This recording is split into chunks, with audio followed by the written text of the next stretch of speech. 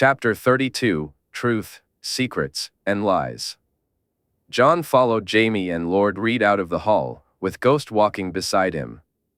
The wolf was acting strangely, almost as if he were nervous. Given Jon's own unease, perhaps it wasn't surprising. Ahead of him, Jaime was pressing Lord Reed for clues about their destination and the purpose of their journey, but the small crannogman remained tight-lipped. As they made their way from the new castle into the city streets, Ghost attracted curious glances, yet for some reason, the wolf was behaving himself. Jon could see Jaime growing increasingly frustrated with Lord Reed's silence. He reached out and touched Jaime's back. When Jaime turned to him, Jon nodded and smiled, hoping to calm his friend, at least for the moment. After walking for some time, Jon spotted something in the distance and suddenly understood where they were being led. The black stone and crumbling walls stood in stark contrast to the whitewashed buildings nearby. Ahead lay a gate, guarded by two men wielding tridents taller than they were. Jon watched as Lord Reed approached. The guards didn't seem eager to grant them access, and it took a while before they finally relented. "Follow me," Lord Reed said, his first words to them since they had joined him at breakfast. "What's this about?" Jaime asked, his annoyance evident. "All in good time, my lord. There's a place inside where we can speak freely." Jaime shook his head, but both he and Jon followed Lord Reed into the wolf's den. Jon was in awe as he took in his surroundings. For centuries, this fortress had protected the White Knife from raiders. Although, like Moat Cailin, it had fallen into disrepair, it was clear how impressive it must have once been. As they walked inside, a man approached them, accompanied by more guards. The man had one leg and one eye, leaning on a crutch to walk. Yet Jon could sense a hidden strength in him. Lord Reed stopped before the man and smiled. "Ser Bartimus, it's good to see you, old friend," Howland said warmly. You too, Howland. But what brings you here?" Bartimus replied gruffly, though a hint of fondness crept into his voice. "I wish to pray in the gods' wood, and my companions wish to join me." "Very well, I'll make sure you're not disturbed. You know the way." "I'd escort you, but I don't get around as well as I once did," Bartimus said with a hollow laugh. "None of us do anymore, Bartimus," Howland replied. With that, Ser Bartimus turned and walked away, and Howland led them onward. Eventually, they arrived at the God's Wood. The weirwood at the center was enormous, its branches reaching through the nearby windows.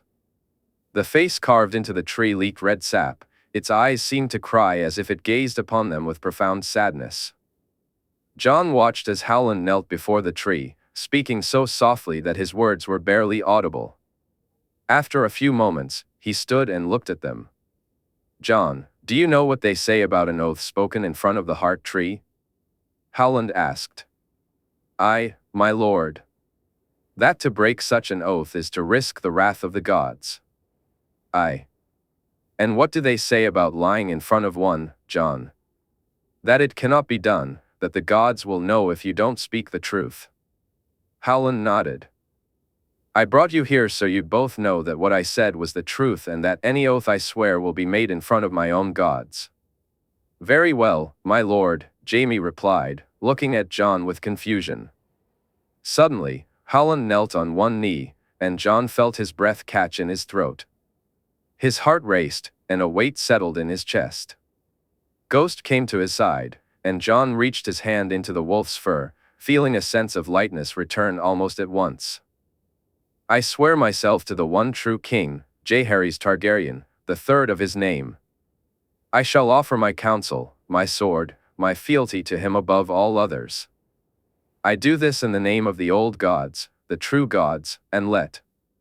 Strike me down should I fail to honor this oath or speak the truth today." Jon stood there, stunned, sensing that Jaime shared his disbelief. He had never expected this moment. He had hoped, perhaps, that luck would be on his side and he might hear stories of his mother from Lord Reed. He imagined that the tale of how his mother and the crannogman met at Harrenhal might be recounted to him, even though his connection to her was more like that of a nephew than a son. But knowing that Lord Reed possessed the full truth opened up a flood of questions and possibilities in his mind, leaving him utterly dumbstruck. "My lord, please rise." I don't know what to say." "Will you accept my fealty, my king?" "I will, my lord, with great honor and humility," Jon replied, watching a smile spread across Lord Reed's face as he stood. "No doubt you have many questions, Jon, as do you, Lord Jaime. I suggest you take a seat. We may be here for some time, and there is much you both need to know." The three of them glanced around the heart tree for a place to sit. Jaime regarded Lord Reed with lingering suspicion, which surprised Jon. If Lord Reed had pledged his loyalty, why wasn't Jaime elated? What was he missing? It took Jon a moment to realize what it was, and when he did, he began to look at Lord Reed in the same way. "My lord, how did you know Lord Jaime knew the truth?" Jon asked, noticing Jaime nodding in gratitude for him voicing the question that weighed on both their minds. "Ever since Lord Jaime asked for you to be his squire, I've wondered why he did so, Jon. I questioned why he would take a northern lad as his squire. No doubt you're talented, and what you've accomplished since going west is remarkable. But still, it doesn't explain why Lord Jaime Lannister would choose the bastard of Winterfell as his squire." "Forgive me for calling you that, Jon." "It's fine, my lord," Jon replied, waving off the apology with a shake of his head. "So, I've watched and waited. Last night and today, I finally saw it, the way Lord Jaime." Jaime observed how someone unknown approached, bristling at the thought of anyone disrespecting you. "When I asked to speak to both of you, it was you, Jon, who gave Lord Jaime a nod. As we walked here, you did the same. Why would the Warden of the West take orders from his squire? For what reason would he follow your lead? The simple answer is that he wouldn't, no matter how highly he thought of either of you. But for his king, well, that's different," Howland said, a soft smile on his face. Jon nodded and glanced at Jaime, who returned the gesture in agreement. They would need to talk later to see if anyone else had begun to notice or if Lord Reed was simply more intuitive because he already knew Jon's truth. "My lord, can you tell me about my mother? What happened? Can you share the truth?" Jon asked, his voice trembling with emotion. "It would be my honor, Jon," Howland replied. He had knelt before both his gods and his king, both feelings equally right to him. The weight he had carried deep within him for over 10 years was finally something he need not bear. As he looked at Jon and Jaime, he wondered where to begin. Harrenhal, the Tower of Joy, both were equally important, but perhaps starting at the beginning would be best. He sighed and began to recount the worst days of his life. 10 years ago, I made a pilgrimage to see the weirwoods on the Isle of Faces, after which I went to Harrenhal. That's where I first met your mother, Jon." The Night of the Laughing Tree," Jon said with a smile. "You know this tale?" Howland asked. "Some of it, my lord." "But you lived it, did you not?" Jon replied, and Howland nodded. That I did. Your mother was special, Jon, strong, determined, and fierce. When I was attacked, she stormed right up to those boys, chasing them off with a wooden sword. She tried to get me to ride against them to regain my honor, but I was no horseman then, nor am I now, and I couldn't joust. So she took it upon herself, rode them down all for honor. It's something I'm glad to see you replicating, Howland said. You heard about the joust? Jaime asked. Just like your mother, you are, lad, Howland replied, watching as Jaime smiled at Jon. What happened after the joust, my lord? Jon inquired. I was close to your mother, Jon. After she saved me, I spent a lot of time with her. I saw her with Robert and with Rhaegar. One loved her for who she was, and the other loved the idea he had of her. There's a big difference, you know. When you see the one you love, the person you're meant to be with, all else just fades away. Reason, thought, it's all somehow lost while you're caught up in hope. The hope? Jaime asked, curiosity lighting up his face. Of what's to come, my lord. The hope of what's to come. Nothing makes us hope as much as love. It allows us to see things we hadn't dared to dream before. I felt it when I first saw my Lyanna. I believe your father and mother felt it when they saw each other for the first time, Jon. He took a breath, watching both Jaime and Jon, who wore differing expressions, each trying to picture what he was saying. What about Robert, my lord? Jon asked. He never loved your mother, Jon, despite what he said. At Harrenhal, he shamed her more than once, not for the first time, I learned later. But your mother was not one to accept such treatment, so she didn't. I don't know when she first told him, but I do know she did. She refused to marry him, no matter what, and I know he didn't take it well. Did he? Jon's hands trembled. No, Jon, not that I know of. Had he done so, he would never have left Harrenhal alive. Brandon may have been wild, and Ned quiet, but had he laid a hand on your mother, they would have killed him. Howland watched as Jaime reached out to hold Jon's shoulder. Jon nodded for him to continue. During the course of the tourney, your parents fell completely in love, Jon. I don't know all the details, there's only one man alive who does, but I know they met often and in secret. When I looked at them, I'd never seen anyone look so happy.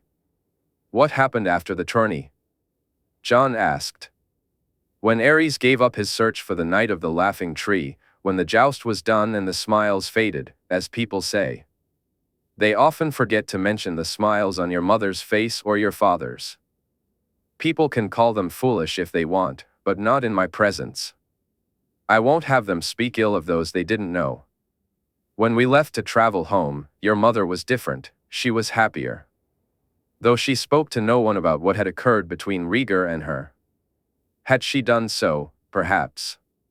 Howland paused, brushing a tear from his eye. Do you need some water, my lord? Jon asked, moving toward him. No, thanks, Jon. I'm good. Where was I? You were heading back home, my lord. We traveled and parted at Moat Cailin.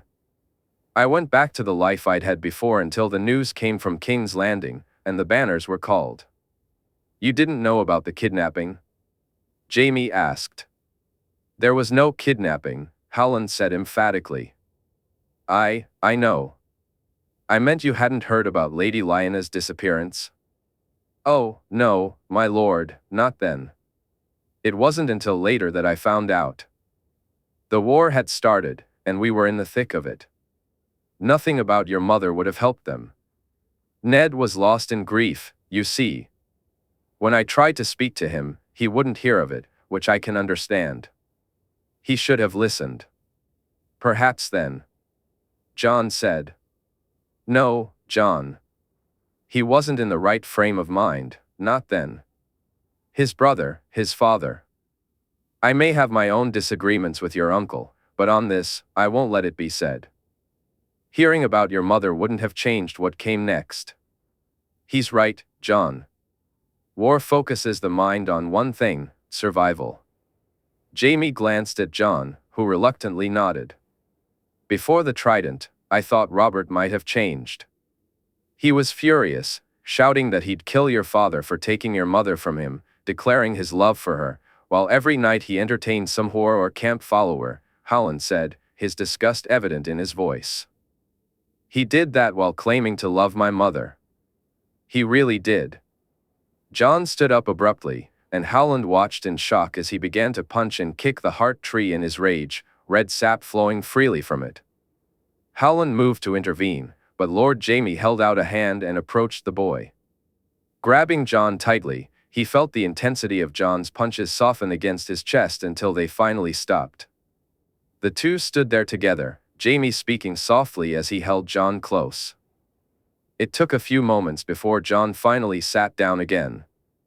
I apologize, my lord. I shouldn't have reacted that way, Jon said, and Howland nodded, understanding that Jon wanted to leave the topic behind. I tried to get Ned to parley, Howland continued. I explained that there was no way your mother would have been taken, and I even tried to convince him that they were in love. But even if Ned was willing to consider it, Robert and Jon Arryn were not. Once I finished speaking, they would jump in, and by the end, it was pointless. The story was already written, and none of us had the power to change it. You know what happened next, and there's no need to repeat it here. I won't speak of King's Landing, not now. Except to say that after what happened in the throne room, your uncle's eyes were opened regarding Robert. When we were sent to break the siege, he had all but decided never to speak to that man again. When we heard your mother was in Dorne, it filled us with a sense of purpose. At least we could bring her home. But when we got there, we found we were too late. Jaime's voice faltered as he felt the weight of his king's emotions. Jon felt the weight of anger, rage, and helplessness as the Crannogman revealed secrets he believed were lost forever. He had always known Robert treated his sister with contempt, indulging in the company of serving women, whores, and anyone who caught his fancy. He was aware of Robert fathering a bastard in the Vale and another at Storm's End. But to learn he acted the same way with Lady Lyanna was a shock. He recalled all the times he had heard the drunken king declare her the love of his life.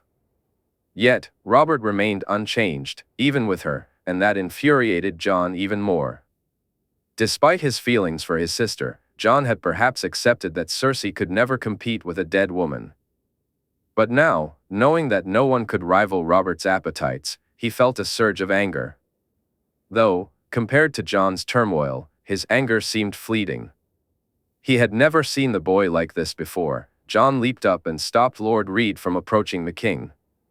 Holding Jon tightly, he felt the boy's sobs against his chest, forcing him to take deep breaths to remain composed. How could he? How could he? Jon's voice was muffled against him.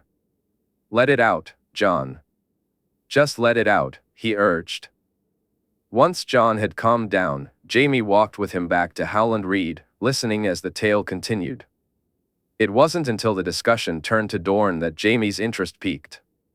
Up until that point, he had been too focused on Jon's reactions and feelings to pay close attention to the story. Now, he was eager to learn what had happened to his brothers, especially Arthur. When we arrived at the tower, 3 men stood before us, the Kingsguard, your Kingsguard, Jon.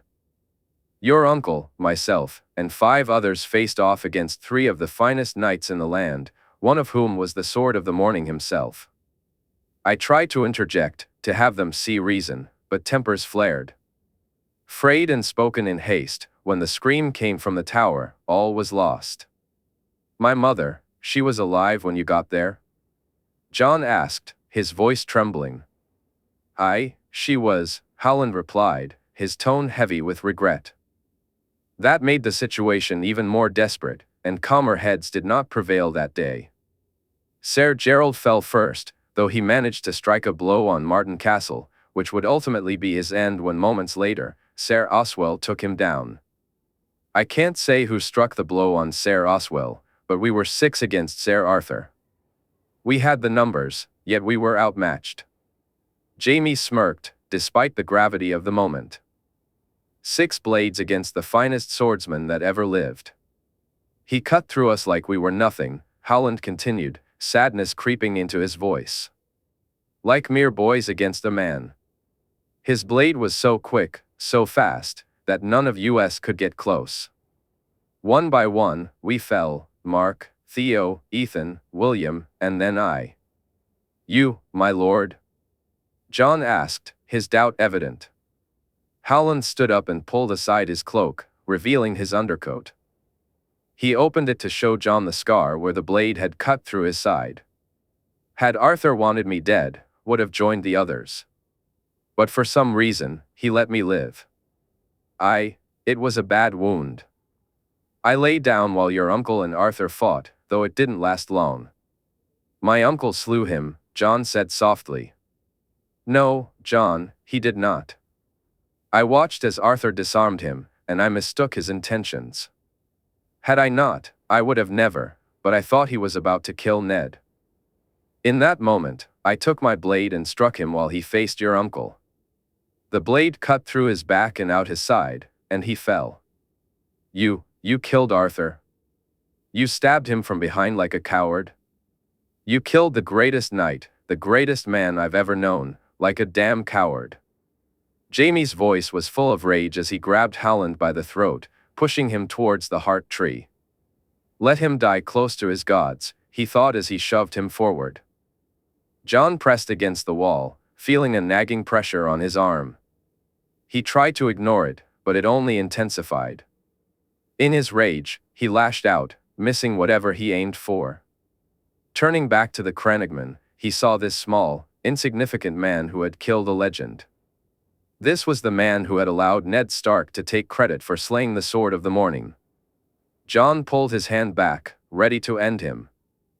Jaime, as your king, I command you to stop. Jon's voice boomed, and he felt his anger deflate almost instantly. He killed Arthur. Please, Jon, don't stop me. Jaime's pain was palpable. Before Jon could respond, Howland spoke up. I didn't kill Arthur. Dayne lives still. What do you mean, Arthur's alive? Jon asked, confusion washing over him as Jaime stepped away from Howland in shock. He's alive, I swear it on the old gods. Jon glanced from Howland to Jaime, who was pacing like a caged animal. He approached Jaime and placed a hand on his chest. He can't be, Jon. He would have never, had he known, he would have never. Jaime's words spilled out in a rush. We need to find out what happened, Jaime. Howland's telling the truth, but we need to let him finish. Can you do that? I can. They moved over to Howland, who had regained his composure and breath. He looked at Jaime warily, but when Jon nodded to him, Howland relaxed slightly. After Arthur fell, Ned ran to the tower. I followed a few moments later. When I got there, your mother she was fading.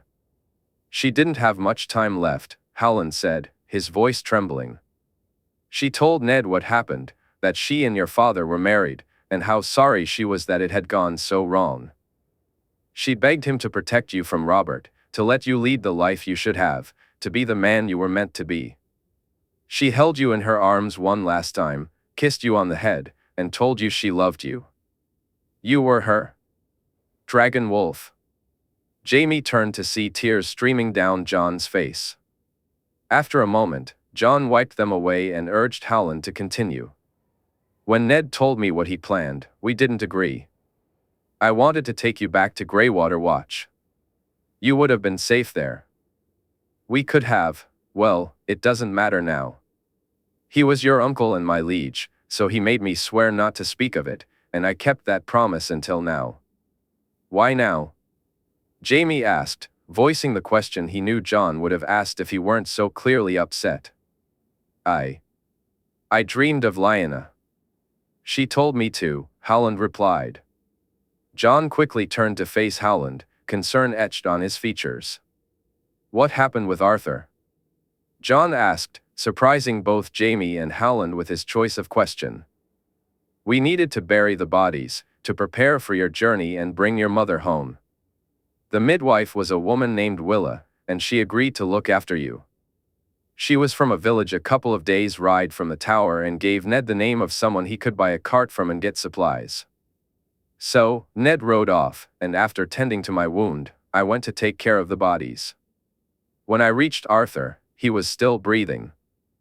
He shouldn't have been, the wound may not have been enough to kill him, but the poison on the blade should have done the trick. You used poison? Jaime said, anger flaring in his voice. Look at me, Lord Jaime. How am I supposed to beat a knight? You're damn right I used poison, and I'd use it again. What of honor, my lord? Jon asked. What use is honor if you're dead, Jon? Honor serves a purpose, and it's good to live up to it or at least try. But when you're fighting for your life, the only thing that matters is that you win, Howland replied, meeting Jon's curious gaze. So, the poison should have killed him, my lord? Jon asked. How he was still alive, I knew not. But he opened his eyes, and the first words. What did he say? Jon asked, his gaze fixed on Howland with intensity. Are Lyanna and the babes safe? Both Jon and Jaime exchanged smiles. Even in the face of death, Arthur remained a Kingsguard. Where another man might plead for mercy or a clean death, his thoughts were, as always, devoted to his duty. I always carry an antidote, just in case. Poisoned blades can be tricky. If someone were to take my blade during a fight and use it against me, it's better to be prepared, Howland explained. After I told him about your mother and that you were alive and well, we had a conversation. I gave him a choice: if he promised to leave and not return unless I called for him, if he would swear that on his honor, on his king, then I would save him. If not, he would leave me with no choice. And Arthur accepted? Jaime asked, shaking his head in doubt. No, Howland said, a hint of disbelief in his voice. He laughed at me. He actually laughed before he spoke. You think my life is some precious thing to me, that I would trade my honor for a few more years of what? I am a Kingsguard, my lord, and the child is my king. Yet you would ask me to walk away and leave him helpless and without protection? His uncle will protect him, Jon interjected. Ned Stark is a good man and true, Howland replied, but he is not of the Kingsguard. Would he lay down his life for the boy? Would he put him before his own family? Would he forsake the oaths he swore to the usurper sitting on his nephew's rightful throne? If you can tell me that and call it true, my lord, then I call you a liar and bid you to allow me to die. You need to leave, sire, to live, Jon insisted. I give you my word here and now that one day I shall send for you. One day, when the boy needs you most, I shall send for you. I swear it on the old gods. I swear it on the love I bore for the woman who should have been our queen. For Lyanna, for her boy, you swear it? Howland asked, searching Jon's eyes for sincerity. Where is Arthur? Jon asked. Volantis, came the reply. You can contact him? Jon inquired, hope flickering in his voice. I can. Should I? Jon glanced at Jaime, who nodded in agreement. Tell him it's time to come home. His king has need of him, Jon said firmly. Meanwhile, Wyman found the day had been strange, to say the least. After waking, he went to break his fast, only to discover that Lord Jaime and Jon had gone off somewhere with Howland, while Loras and the Mormonts had gone on a shopping spree of all things. Fortunately, his granddaughters and sons were still there, giving him an opportunity to speak with them about Jon Snow. As they sat at the table, Wyman knew this wasn't the right place for the conversation he wanted to have. The hall, though not full, still had too many eyes and ears. Instead, he opted for a simpler topic. Did you enjoy the feast last night, girls? He asked, looking at them. We did, grandfather. The dancing was most fun, Willa replied, her ever-present smirk lighting up her face. What about you, Winifred? He asked, noticing his other granddaughter was quieter. It was fine, grandfather, Winifred said, her tone lacking enthusiasm. Winifred, he probed, raising an eyebrow. It's nothing, grandfather. I just thought I'd get to dance more with Jon, but Willa and the other girls kept interrupting, she said, casting a scowl at her sister. It's not my fault. He was a much better dancer than Loras, Willa shot back mischievously. You're lucky it wasn't me who accompanied him, I'd have never let anyone else dance with him. The two girls continued to jab at each other, while Wylis looked on fondly. Wendell glanced at Wyman and rolled his eyes, a smile tugging at the corners of his mouth. Wyman snorted softly, shaking his head. After finishing his breakfast, he summoned Wylis and Wendell to his solar. He wanted to hear about Wendell's discussions with the Karstarks and their impressions of the guests. So, how are young Harrion and Torrhen doing? He asked. Well, father, I believe they can more than cover the shortfall if Bear Island supplies the West. It's also much easier to bring it in or collect it than from some of the other lords, Wendell replied. Very well done, son. A quicker turnaround in delivery will help reduce costs. This could work out very well indeed. Wylis smirked. I think Winifred may have taken a liking to young Jon. Wyman raised an eyebrow. What do you think of the match? If Jon were trueborn, I'd be all for it immediately. Even with his baseborn status, it would still be an interesting match. Though perhaps Lord Robb is a better choice, father. I'm not so sure, but you're probably right. It's something to ponder. You were right about Lord Jaime, son. Father? Wendell asked, confused. He dotes on the boy. It's far more than just squire and knight, he looks at the lad as if he were his own. Both sons nodded in agreement. Will you speak to him about Lord Stark and Lady Catelyn? Wylis inquired. He should know what he's heading into. Given what happened with her brother, the lad may face an even more hostile reception. Should I accompany them, father? I could let Lord Stark know what happened, Wendell suggested. No, son. I want to find out how Ned reacts. Let's wait and see for now. His sons exchanged glances, trying to decipher his thoughts, but Wyman was too practiced for that. His liege had disappointed him enough regarding the boy. He was curious to see if he would take his wife's side on this matter as well. He would warn Lord Jaime and let him know what to expect, but he was eager to find out if everything Jon had done would be appreciated by his father. The boy had done much to help the North. Loras felt a twinge of pride for his father, just as he had for his own sons. As he watched Jon and Jaime leave with Lord Reed, he couldn't shake the feeling of being left out. Fortunately, his thoughts shifted when his aunt and her husband arrived at the table.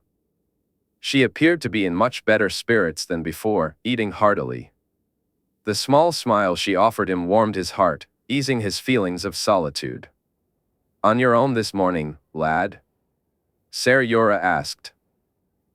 Lord Jaime and Jon went off with Mira and Jojen's father. I'm sorry, I can't seem to remember his name, Loras replied apologetically, glancing at the girl sitting across from him. It's Howland. My father's name is Howland, Loras, Mira said with a smile. So you have nothing to do then? His aunt inquired. Not for some time, anyway.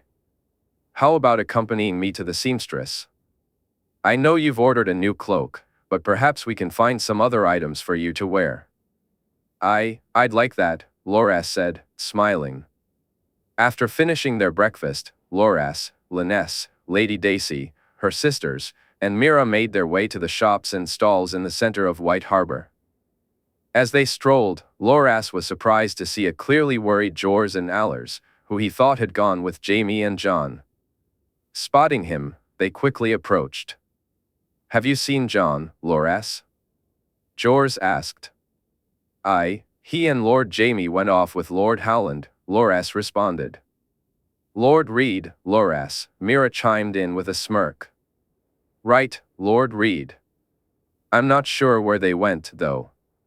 Do you know, Mira? I don't, but Ghost was with them, and they'll be back shortly. There's no need to worry about them, not here. Jors and Allers nodded, but Mira's words didn't seem to ease their concern. Loras felt tempted to join them in searching for Jon and Jaime, but his aunt gently grabbed his arm, pulling him back. Loras had no doubt that she wouldn't appreciate it. For the rest of the day, they moved from shop to shop and stall to stall. In the end, Loras was glad Jon wasn't with them. If he had been, he would have ended up carrying even more packages. He was pleasantly surprised by the quality of the clothing available. While his new cloak was still a few days away from being ready, he found some new boots, warm doublets, and breeches that were far cozier than his own. Some of the clothing needed alterations, but he was thrilled to discover that they were in his family colors. His aunt had bought him a beautiful belt to hang his sword from, its red leather and green inserts appealing to his more colorful taste. "I'm very glad to spend this time with you, nephew," his aunt said, handing him the belt. "Me too. I feared once you went north, you'd rarely be seen again," Loras joked. Me too. I'm glad for the chance to visit with family, though not many make the trip to Bear Island," she replied, her tone tinged with sadness. "Perhaps when the work on the docks is finished, it will become easier. With regular journeys by the Pinnacle ships, maybe they could stop off in Old Town?" Loras suggested, smiling. "I hadn't thought of that." "You're right, that's an excellent idea, nephew," his aunt said, pulling him into a warm hug. "What are you two so happy about?" Dayne asked. "Loras just had a great idea," his aunt explained. "He was telling me that once the trade deal is up and running, we'll be part of a trade route down the coast. Bear Island to Old Town could be done in half the time with the Pinnacle ships." A trip from Lannisport to Bear Island would be even quicker," Loras added, noticing the look his aunt gave Dayne. "Do you think Lord Jaime would allow passengers on a trade shipment?" his aunt asked. "I can bring it up with him." "I can't see why he wouldn't," Loras replied, pleased to be of help. "Do you hear that, Dayne? We could be having regular visits between Lannisport and Bear Island soon," his aunt said. Loras noticed Dayne giving her an odd look, but before he could grasp what was going on, Meera and Dayce's two sisters returned from their own shopping adventure. The three girls, uninterested in clothing, had rushed to the nearest smithy, something Loras now regretted missing. Meera proudly held a long dirk, while the Mormont sisters each clutched a dagger, their quality far exceeding his expectations. "Look at this, Dayce. Isn't it beautiful?"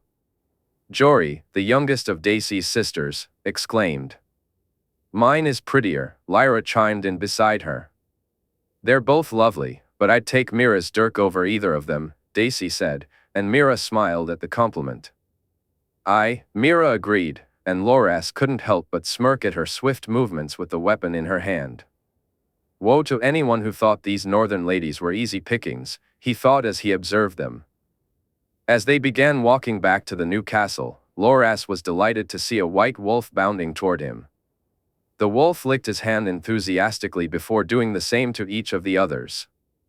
Surprisingly, even when Jon, Jaime, and Lord Reed arrived, the wolf settled beside his aunt, only moving when she did. Jon looked at the wolf with a hint of confusion. "So, what have you been up to?" Loras asked, turning to Jon. "Nothing much." Can we talk later, you and I?" Jon replied. Loras nodded, a sense of concern rising within him at the strange look his friend was giving him. Jon Snow was more than he had expected. While he hadn't been trained, his control over his dire wolf was impressive. The bond between them was stronger than Loras had anticipated. Just passing by, he could feel the power of their connection, though it seemed somehow muted. When the dream had urged him to come here, he hadn't known what to expect. Sometimes the messages were crystal clear, other times they only revealed part of the puzzle. This time, however, it had been simple: go to White Harbor and meet Jon Snow. Jojen had told his father, and for the first time in years, his father had left their home. Traveling wasn't easy for him, but Jojen knew the chance to see Jon Snow was something he couldn't pass up. When they arrived, he waited and waited, yet nothing happened. No dreams, no visions. All he knew was that he was where he was meant to be. But last night, after the feast, everything changed.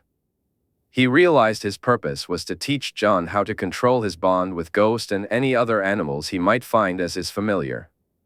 The sheer magical power radiating from Jon was incredible. It made Jojen's own abilities feel insignificant, even his father's. It was as if they were mere fireflies while Jon Snow was the sun itself. Jojen understood that the gods had a purpose for the boy. No one would be given such power without a grand design behind it. His role was simple: teach Jon how to control it, to learn how to warg, to do it at will. That part would be easy, but Jojen wondered if there was more. Did Jon see things the way he did? Did he dream? A part of Jojen hoped he didn't, for it took a lot to perceive such things. Magic usually came with a price, and his gods had shown him that burden. Yet, he sensed no weight at all on Jon. Maybe he was the only one. The thought of being alone filled Jojen with both fear and sadness. To live a life without anyone who understood you was a terrible fate, or as much of a fate as one was allowed to have. Why didn't you come with us? Mira asked, walking into their room. I didn't feel up to it. You should have come. It was fun, Jojen. Mira said, a sad smile on her face. I know. We'll have plenty of time to get to know everyone and have lots of fun on the way to the wall, Mira. What? Why are we going to the wall? Does father know? No, not yet, but I'll tell him when I see him next. Don't you want to see it? To see Winterfell? Jojen said, a note of excitement creeping into his voice for once. But why are we going, Jojen? I have to teach Jon, Mira. Teach him how to use his gift. His sister looked at him, then shook her head. He knew she'd follow him anywhere, but it still saddened him that she did so more out of concern and love than out of her own desire. Her feelings often took a back seat to his, and she deserved better than that. He almost cursed the gods for giving him this burden. Come on, I think they're sparring in the yard, Jojen suggested, trying to do something Mira would enjoy for once. You hate sparring, she teased. But I like watching my sister put silly boys in their place, he replied, earning a laugh from her. Very well, let's go, brother. Meanwhile, Jaime was lost in thought. After hearing what Howland had said, they began to walk back. The small lord was still talking, but it all felt like noise to Jaime as he tried to process everything he had learned. Arthur was alive and would be returning to Westeros, coming to see Jon, to see Jaime. What would Arthur think of him? Of what he had done? Would he still consider him a brother? Even though Jon had tried to maintain a brave front, the revelations had clearly affected him. On their way back, Jaime told Howland he needed to speak with Jon, and the two went off in search of a private place to talk. Why Jon had chosen the docks, Jaime had no idea, but they walked to the edge of the water, watching as ships were unloaded. The Lion's Roar had been joined in the largest section of the dock by the Manderley flagship, the Western Wolf. They approached the ship for a closer look, and Jon smiled at the white wolf figurehead. Though it was a slightly different take on the same idea, no doubt due to the different builders, seeing it alongside their own flagship felt like looking at two sister ships, identical yet different, like two sides of a coin. They walked past it and approached the outskirts of. As they approached the shipbuilders, Jon spotted the frame of another grand ship being constructed nearby. He paused for a moment, taking it all in, before turning to Jaime. Secrets, my lord, Jon said with a small smile. What? Jaime asked, a bit puzzled. You were about to ask me what I was thinking, Jon replied, still smiling. How did you know that? Jaime inquired, intrigued. Because if you weren't, I would have asked you, my lord, Jon said, chuckling. Jaime raised an eyebrow. How are you feeling, Jon? I'm good, I think. And you? Tired, Jaime admitted, and Jon laughed again. Why do you think they did it, my lord? Why not tell everyone from the start? Why hide it? Your grandfather would never have accepted it, Jon.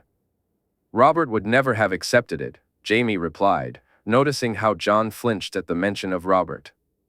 I can't understand it. I can't wrap my head around it, secrets and lies. My life was torn from me because of those damn secrets and lies. Jon's voice grew louder with each word. No more, you hear me? No more. Jon, I don't. What are you saying? Jaime asked, trying to understand. I can't do it, Jaime. I can't lie to the people I care about, not anymore.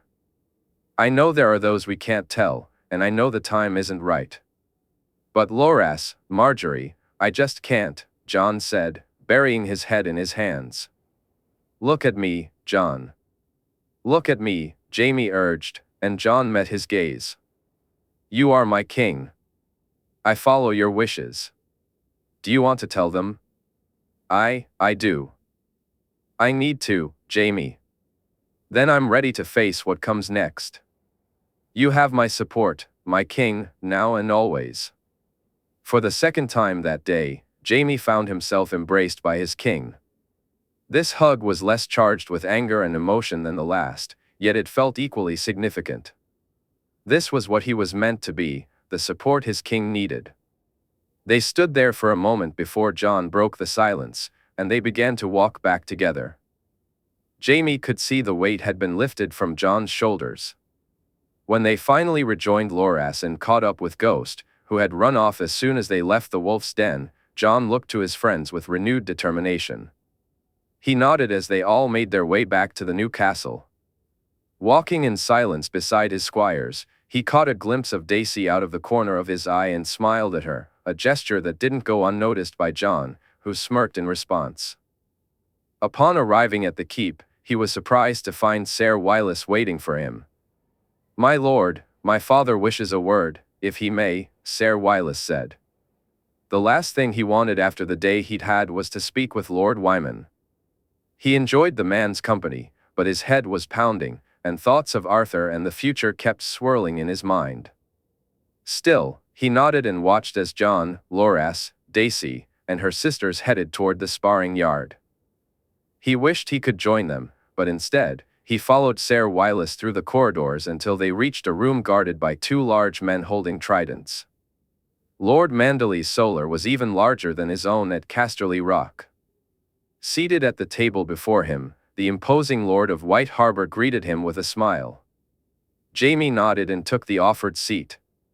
Moments later, a serving girl arrived with a plate of breaded crabs and some wine. Though he barely touched the food, he found the wine quite welcoming. My lord, I wanted to take this opportunity to thank you. The business we share has greatly benefited my city, and you, young Jon, and your brother, Tyrion, is it? Lord Wyman inquired. Aye, my lord, Jaime replied. All of you have been great friends to my house and to the north. You're welcome, my lord. We've benefited greatly as well, Jaime said, nodding as he took another sip of wine. I believe after this you're off to the Wall and then to Winterfell, is that right? Aye, my lord, it is. May I ask why the Wall? Jon wishes to see his uncle. He felt it would be wrong to come to the north and not visit him. While we could have tried to have him meet us in Winterfell, his duties might not have allowed for a visit. I see.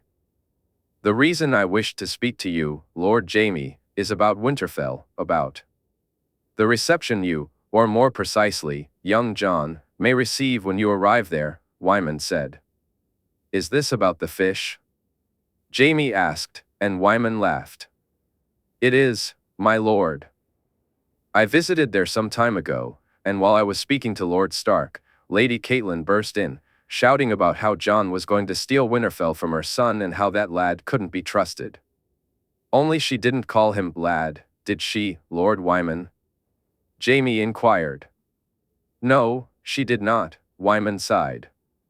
I fear with her attitude and what happened in King's Landing, she may not welcome Jon as he might expect. And Lord Stark? Jaime raised an eyebrow slightly. May not welcome him as fondly as he hopes. I see. Thank you, my lord. I will think on this, Jaime replied. He's a good lad, he deserves better, Wyman said with a soft smile.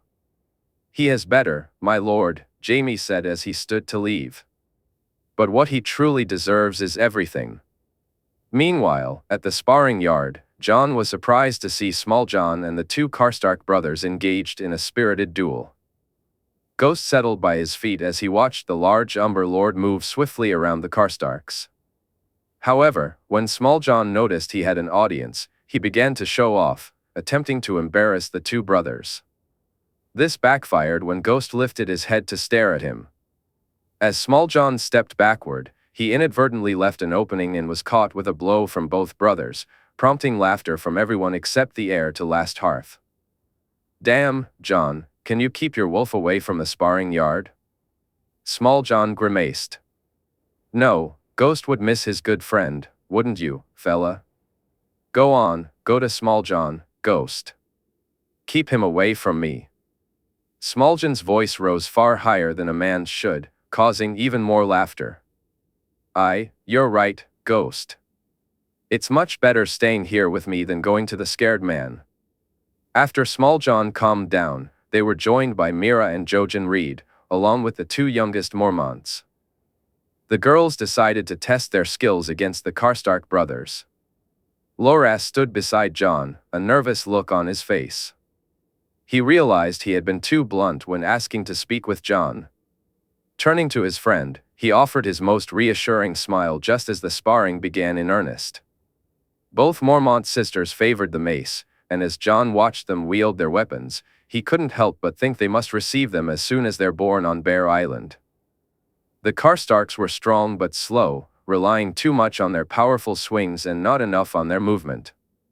It didn't take long for them to be caught off guard and defeated. Loras looked to Jon for reassurance, but Jon shook his head. His mind wasn't in the right place for sparring, and he worried he might lose control. Instead, it was Meera Reed who stepped up to face Loras. Jon tried his best to dissuade his friend from accepting the challenge. Despite her size and the lack of traditional training among the Crannogmen, the way Meera moved and wielded her trident should have given Loras pause. Whether it was the crowd's excitement or Loras's desire to prove himself to the Northerners, he wouldn't be swayed. Jon could hear Daisy and her sisters snickering at the bewildered expression on Loras's face as he took in Meera's stance and choice of weapon. The spar itself ended far too quickly. Jon could almost feel Loras's embarrassment at being defeated, not by just anyone, but by a girl. His friend had seen enough to know how fierce and talented women could be. In the blink of an eye, Loras advanced, raised his sword, and thrust it toward Meera. She skillfully parried his attack, then countered with a thrust of her trident. Loras braced himself to parry again, but at the last moment, Meera pulled back, twisting the weapon to sweep Loras's legs out from under him. He soon found himself with the trident at his neck. "I yield," Loras said, and Meera offered her hand. Jon was pleased to see Loras take it without hesitation. "Are you sure you don't want to give it a try, Jon?" Meera called out, her voice ringing with enthusiasm. "I was reluctant before, and now I'm even more so," Jon replied, eliciting a round of laughter from the onlookers. "Maybe another time then," she suggested. Perhaps tomorrow," he agreed. As they watched another pair sparring, Jon decided it was time to talk to Loras. He beckoned his friend to follow him, leading them away from the sparring yard to a quieter corner of the keep, where a few plants had been placed. Jon glanced at Ghost, who took up a protective stance, ensuring that anyone approaching would be faced with a dire wolf, hopefully deterring any intruders. "Loras, what I'm about to tell you must remain between us." "No one can know, not yet," Jon said, his tone serious. "I need your word on this. You can't speak to anyone about it, not even your family." "Jon, you have my word. You don't even have to ask." "I would never betray your confidence," Loras replied, his voice steady. I know, but this goes beyond that. If this information gets out, it could cost me my life," Jon said, watching as Loras's face went pale. "What is it, Jon? What's going on?" Loras asked, concern etched in his features. "Lord Stark is not my father, Loras," Jon confessed, watching as his friend gasped in shock. "But that can't be." "Everyone knows you're his son," Loras stammered. I know, but it's a lie to protect me, or at least I think it was," Jon explained, shrugging slightly. "My father was Rhaegar Targaryen, and my mother was Lyanna Stark." Relief washed over Jon as he spoke the truth aloud. "But that can't be." Oh, Jon, I'm so sorry. I'm so sorry, Loras said, clearly disturbed. It took Jon only a moment to understand why. No, Loras, it wasn't like that. They were in love, they were married. But he was already married, Jon. The marriage was annulled. Elia was happy to do so, I believe, though I can't be certain, Jon replied, pondering why he hadn't considered that before. Had he been so lost in his own thoughts that he never wondered if Elia had been set aside against her will? So you're the heir to the throne? Wait, are you going for the throne? Aren't you? Loras said, his excitement pulling Jon from his thoughts. I am. Robert, Jon Arryn, they stole the throne from my family. They're the reason my mother, my father, my brother, and sister, along with their mother, are dead. They're running the realm into the ground. I intend to take back my birthright, with fire and blood. I'll stand by you, Jon. You know I will, if that's what you wish, Loras replied softly. You're my friend, Loras. I need you with me, Jon said earnestly. Loras began to kneel, but Jon stopped him. Please, I want to. One day soon, Loras. Let me speak to your family first, Marjorie first. Don't pledge to me until then. Just be my friend, please, Jon said, looking intently at Loras. I have been, and I always shall be your friend.